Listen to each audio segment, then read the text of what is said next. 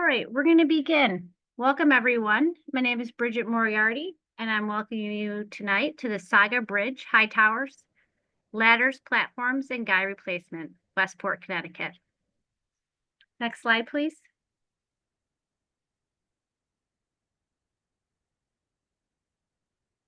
This meeting is being recorded. Please mute your phone or computer during the presentation. Connecticut DOT will accept comments and questions until November 4th, 2024. Following this presentation tonight, you can find a copy of it. It'll be available at portal.ct.gov /CTDOT VPIM archive. Next slide, please. Right, Title VI, your civil rights. No person shall, on the basis of race, color, or national origin, be excluded from participation or subject to discrimination in the development of this project. After this meeting, there is a voluntary post-meeting survey. There's a URL there, as well as a QR code that you can scan on your phone to access it. There's also civil rights information at our portal ct.gov page, and the information is also available. If you need additional information, you can put it in the question and answers, and I can follow up with you. As I said before, a recording of this presentation will be posted to the DOT's YouTube channel after the event.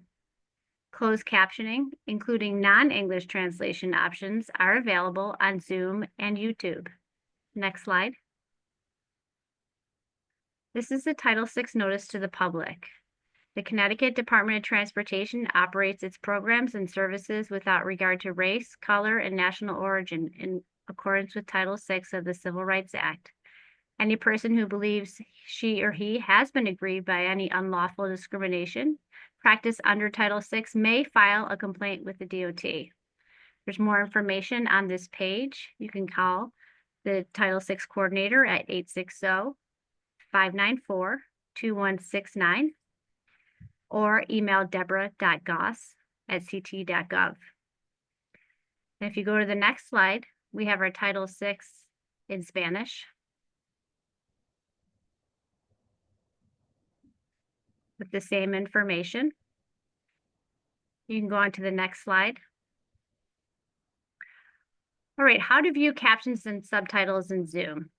So on the bottom of your screen, if you hover your mouse, you will see a closed caption icon. If you click on that, a box will pop up, and at the top it will say speaking languages. You click on that, and to the right, another box opens up, and you can select the language of your choosing.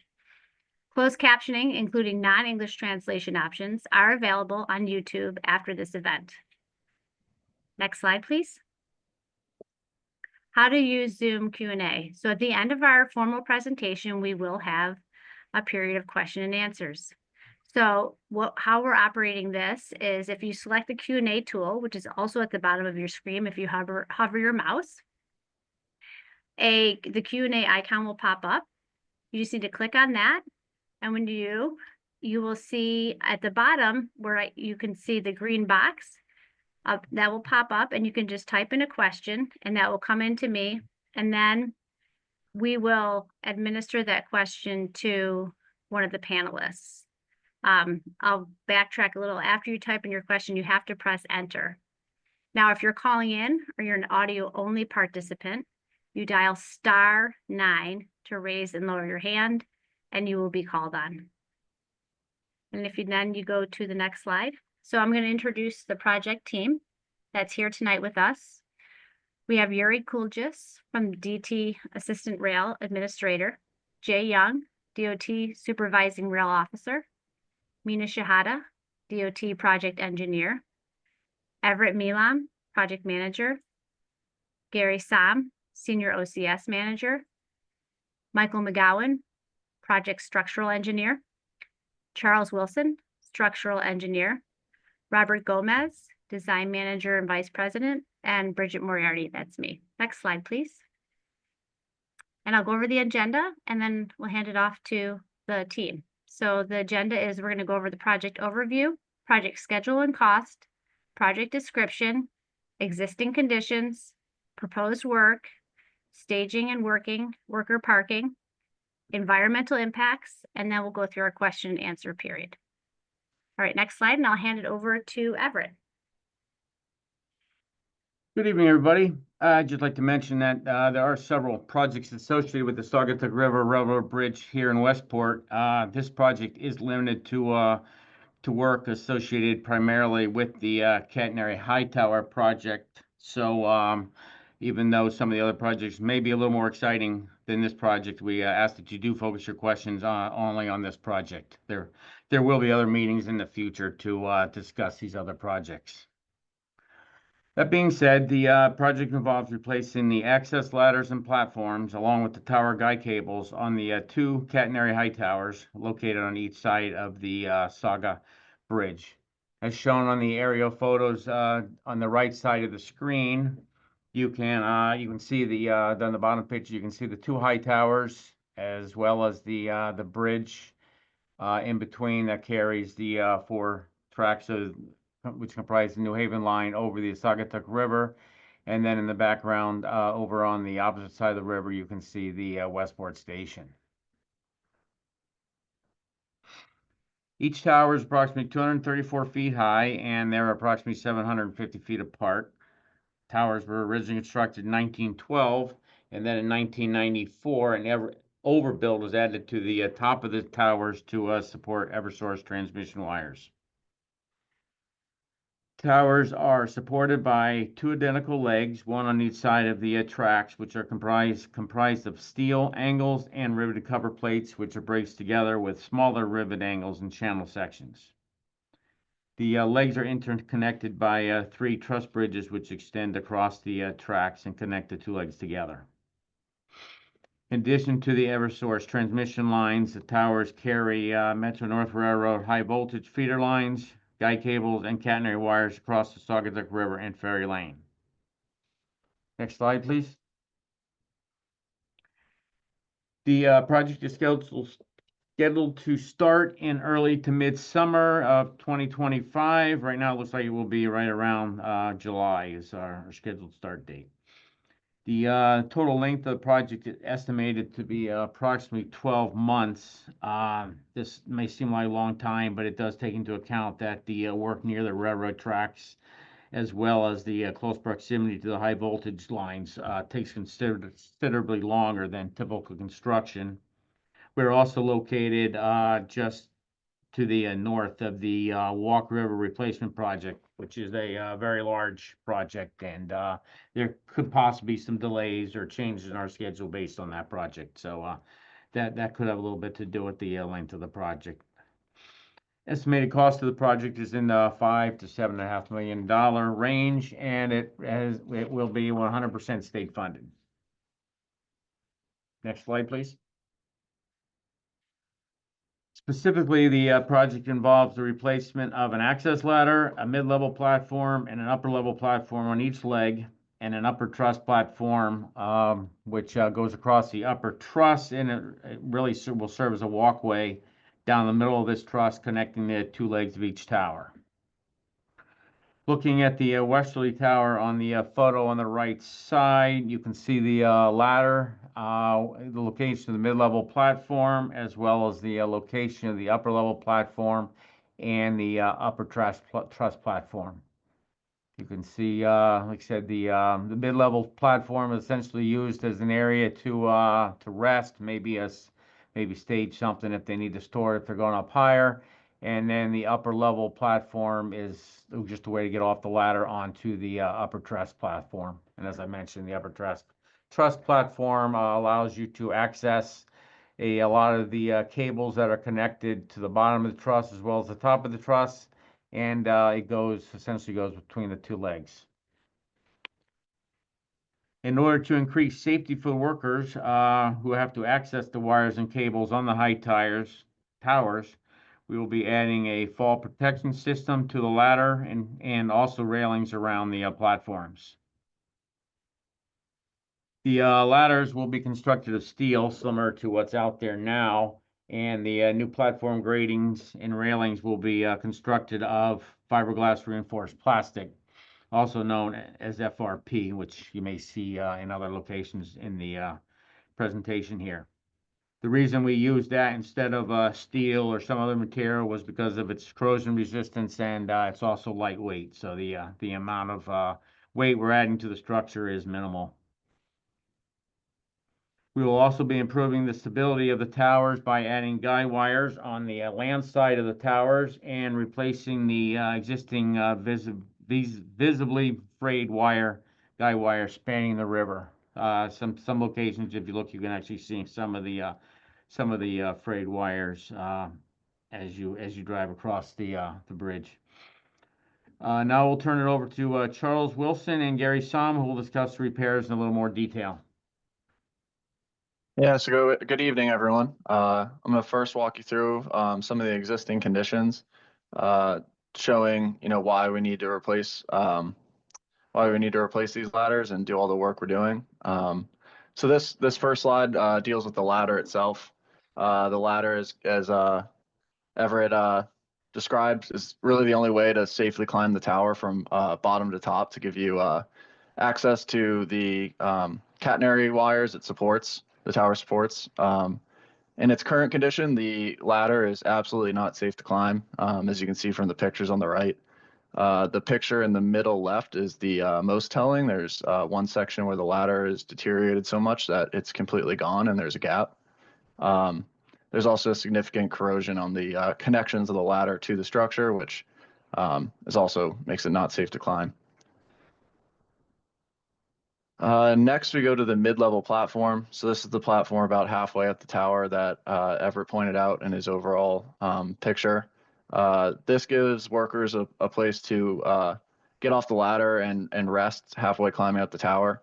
It also gives a little bit of access to the one of the lower cross truss bridges that you saw in the picture. So the existing condition here is there originally was wood decking installed that was used to stand on. As you can see from the picture in the top right, there's not a lot of it left, and what's left of it there, I probably wouldn't want to stand on. I don't think that's safe by any means. It's like heavily rotted and connections look bad. There's also some deterioration of the steel members that make up the platform itself. And there's also a no railing, which doesn't comply with current safety standards of today. Next is the upper level platform. This is near the very top of the tower. Similar to the mid-level platform, it gives you an area where you can dismount the ladder. This one is the main access point to get to the upper level truss cross bridge area, where the majority of the wires are supported. So any maintenance or replacement or removal work that needs to occur of those wires, you need to have access to this area. Similar to the mid-level platform, they originally was wood installed here as the decking that workers could stand on. That wood is either missing or, again, not safe to stand on because of how heavily deteriorated it is. And as you can see, there's also no railing at this platform. So this is the upper truss platform area that I was describing earlier, where you can walk across and get access to all the wires, as you can see in the top picture. Again, similar to the other platforms, wood decking is entirely missing or barely connected to the structure, or so rotted that if you stepped on it, you would snap it.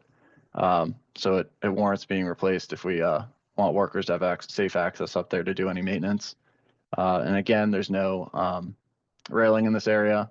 There is a bunch of diagonal cross members, with the gaps between those are pretty big. So it would be easy for a worker who's not tied off to accidentally fall out. So adding a railing increases the safety for those workers and brings up the stand up closer to the current safety standards of today. I'm gonna hand it over to Gary to talk about the existing conditions of the guy wire. Thank you, Charles. Good evening. My name is Gary Somm. I'm an engineer on the project for Gannett Fleming. And up on the upper level there, that's where the existing guy wires spanning the Saugatuck River currently are. And it's always scoped on the project here as part of this to replace those strands, which are on each leg of these towers, going from tower 577 to 580, a 750-foot span of those extra high strength steel cables stranded. Uh, were constructed in around 1912, 1913, and are visibly deteriorated and are fraying, and so much so that some of the strands, one at least, has shorted, I believe, a signal wire somewhat recently. So they're in need of replacement. So part of the repair of the structure is to place those in kind, matching the design intent of the structures. That includes all the setting tensions to match, or at least as much as practical, match the design at the time of the structure installation. And also, you see on the left-hand side of that photograph, there's a pinhole for clearly to put an opposing strand there. So part of our work here is to equalize the system and better provide better factors of safety against footing overturning and general state of stresses of the structure by resolving those forces by anchoring them on the land's end. It's back to you, Charlie. Yeah, so these next couple slides will go with our proposed options to remedy all the existing conditions we just went over. So this slide deals with the ladder first. We will be replacing the existing ladder pretty much in kind with a new steel ladder. Some additions we will be making to the ladder we're gonna include a fall protection system. That's basically a cable running up the ladder that if you were to be climbing the ladder and slip off, it would catch you before you hit the ground and let you be rescued. This is a requirement from today's current safety standards, and it's a good requirement because it increases safety for any worker climbing the tower. We're also replacing any of the deteriorated bolts, rivets, connections that we find during our inspection to make sure that ladder is rigidly connected to the structure. At the mid-level platform, we'll be replacing the wood decking with an FRP grating. So that's what the workers will stand on. Again, as Everett mentioned, this is corrosion resistant and very lightweight, so it's a good option for this application. We'll also be adding a new railing, an FRP railing as well. This will help when the workers get off to rest. They'll be a little safer up on the platform, not able to accidentally slip off. And similar to the ladder, any corrosion or of bolts, members, anything structural we find during our inspection, we'll be removing and replacing to make sure that platform is nice and sturdy when the workers are standing on it. Similar to the mid-level platform, at the upper level platform, we'll be adding the FRP crating, we'll be adding the FRP railing, reasoning being the same as the mid-level platform. And we'll also be repairing any supporting members and replacing any rivets and bolts that we find that are deteriorated again, so that platform is nice and sturdy. Up at the upper truss platform in that crossbridge area, we'll be adding the same FRP grating across it to replace the wood decking. Gives workers an area to stand on while they're doing any maintenance on those catenary wires that's required up there. We'll be adding the FRP railing along the two sides, as you can see in the picture, so that you can't accidentally slip out of the truss. And again, we'll be repairing any steel deterioration we see up on that upper truss bridge area to make sure everything is well supported and structurally sound. And this, I'm going to give back to Gary to talk about the guy wire proposed work. Sure. I touched on the proposed repair scheme on the first slide, but this just shows it a little bit better here. just the relative elevations we're dealing with. The guy wire replacement is going to be at the exact connection locations on either side as what's out there now. So that's a replacing kind. However, we're going to renew some, I guess, tried and true hardware assemblies that were used in a recent installation on another project very similar. And the new guy wires are going to be anchored on the adjacent sides. Now, on the one end of the river, we're going to anchor to the base of a structure with a pretty decent angle. However, it's so close to its base that it poses no structural concerns. And on the other side, you're contending with the Westport station with the passenger, the canopy above the station platform. So we'll be sort of riding along a couple spans with our equalizing strands and then anchoring to the base outside of the station. So we'll take any of those unbalanced loads and sort of pass them along to the outside of the station to another safe anchor point on an existing structure. To limit any drills or anything in the area, it'll just be connections made to the base of existing structures to improve the stresses in the towers. Back to you, Charlie. Hi, this is Bob Gomez with BN Engineers to discuss the material equipment staging and worker parking. So you might be wondering, how will this affect the public? Since most of the work is occurring over the railroad tracks, we're going to need a staging area to put materials down and access the tower. And on the Westport station, the yellow box is the staging area that we have planned on the south end of the bottom there, the middle of the drawing. And at the top, you see a smaller staging area to provide access to the tower from the other side, from the north side of the tower. So this will require us to temporarily decommission a few parking spots there while this is being done, and then we'll open it back up as soon as the work is complete. So it's just a temporary staging area called a laydown area.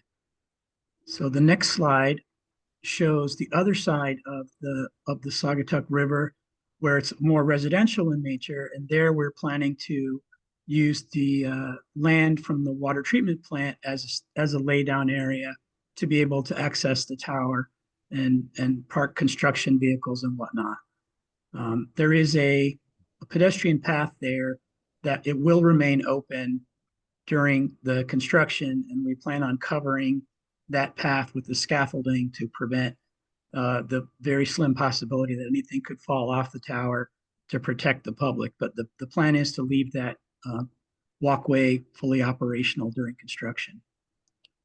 And that ends this part of it. Next slide.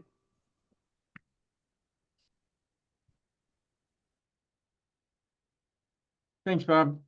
Regarding environmental impacts, as Bob just mentioned, the only work really located outside the railroad right-of-way is the material staging areas, and so we really aren't anticipating any other work outside the right-of-way. So the public should experience very little to no impact or delays to their daily routine caused by this project.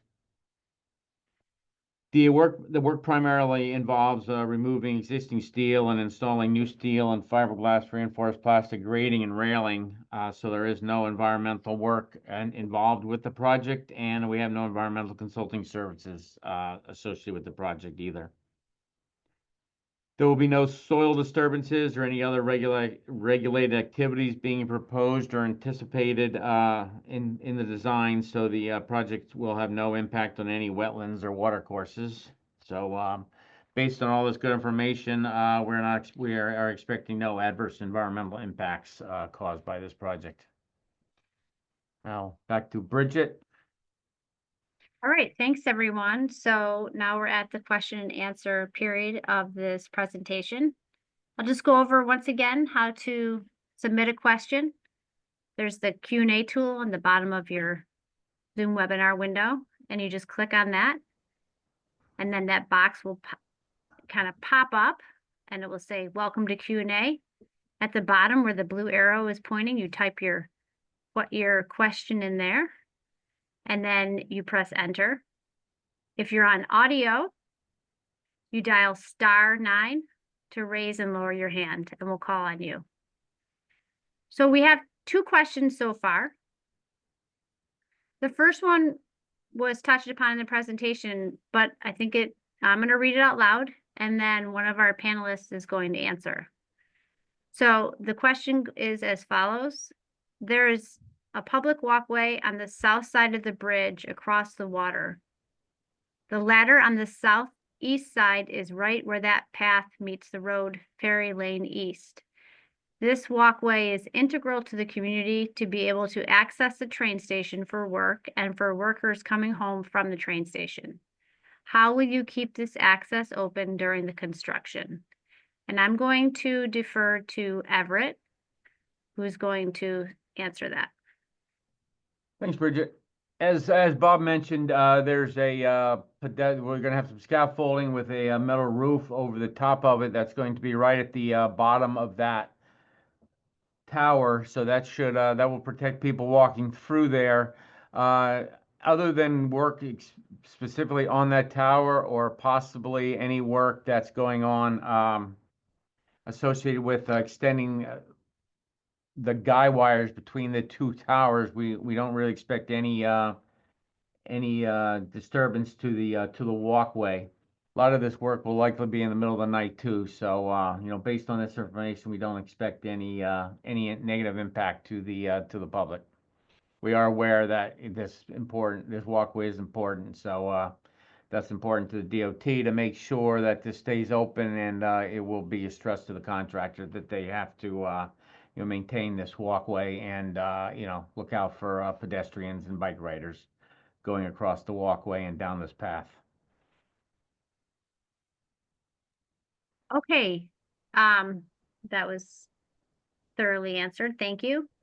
So we do have a caller that had their hand raised, but I'm going to go in the order that they were received. So I have one more question that was written out, and then to the attendee that has their hand raised, we'll call on you in just a minute.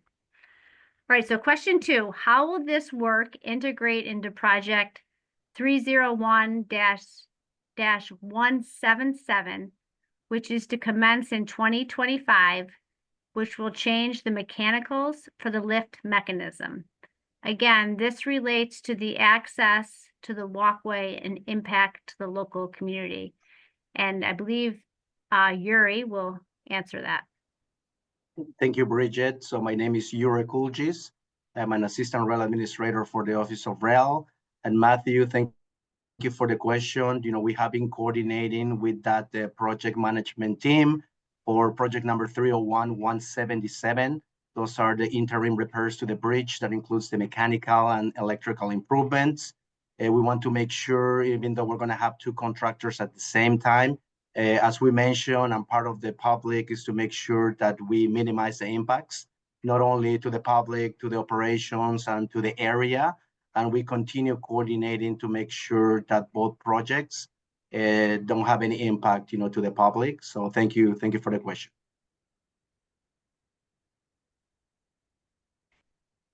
All right, and now we have a gentleman calling. So if you would unmute yourself and ask your question, please.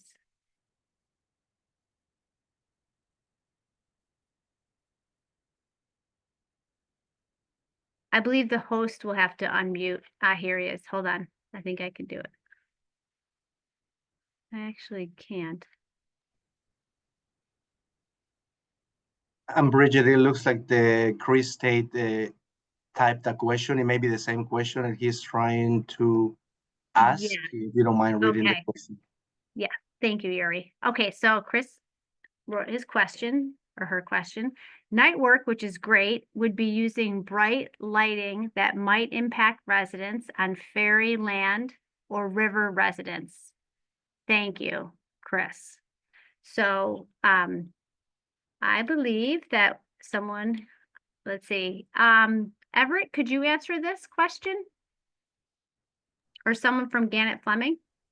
Yeah, I can answer that. We do have it in the, it's in the project, special provisions that the contractor has to, because of the residents in that area, they do have to, provide, deflectors and, stuff like that and, keep their lights in the opposite direction and, take different, precautions to avoid, shining lights over on the, residential areas.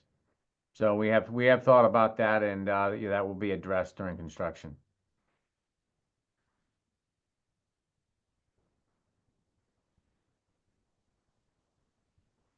I'm just going to go over as well. We don't have any questions, but for those who are on the call, on your screen, you'll see an email. So following this presentation for the next 2 weeks, you can submit questions to d.j.young@ct.gov or by phone, and that number is 860-594-2281. And those calls will be accepted between 8 a.m. to 4 p.m. There's also a project webpage if you go to the bottom of the screen, and there's kind of a long URL there, but that is our project webpage for more information.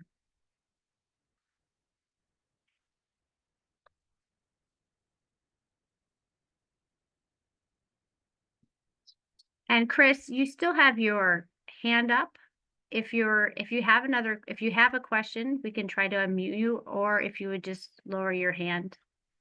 Thank you, Chris.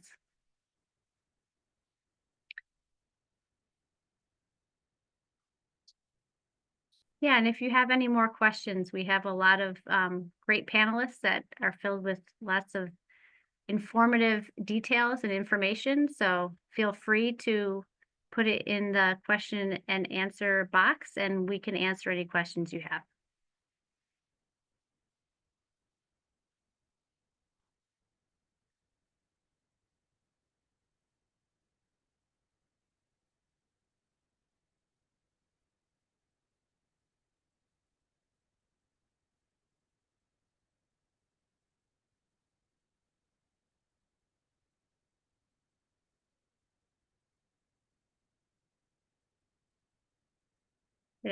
Okay, so here we have another question. Thank you.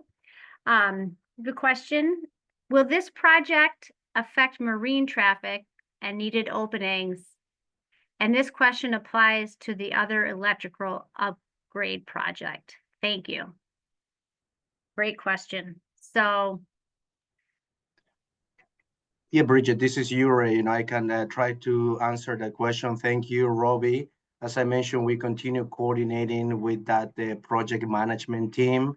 They are still, I believe, at a 60% design level. So we'll definitely coordinate with them and provide you with a response. At this time, we do not see any impacts to the marine traffic.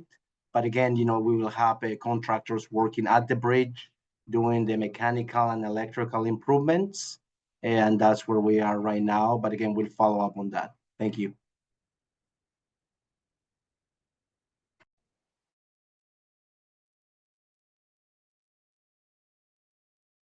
thank you, Yuri.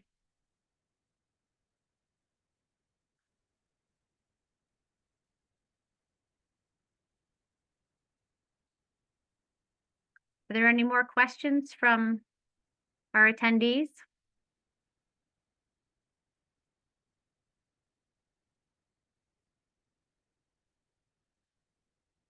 I'll just reiterate one more time that if you have a question and you need an answer, you can contact d.j.young@ct.gov.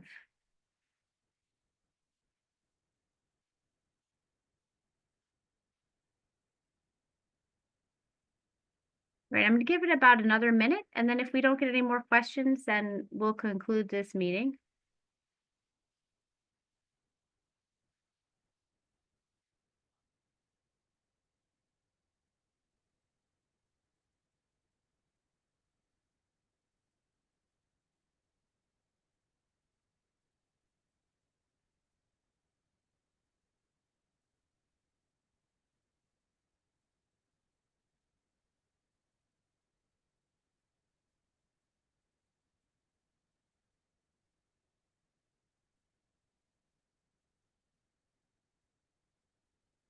All right. Well, thank you so much to all of you for attending this virtual public information meeting, and we appreciate your time and hope you have a great night and drive safely. Thank you.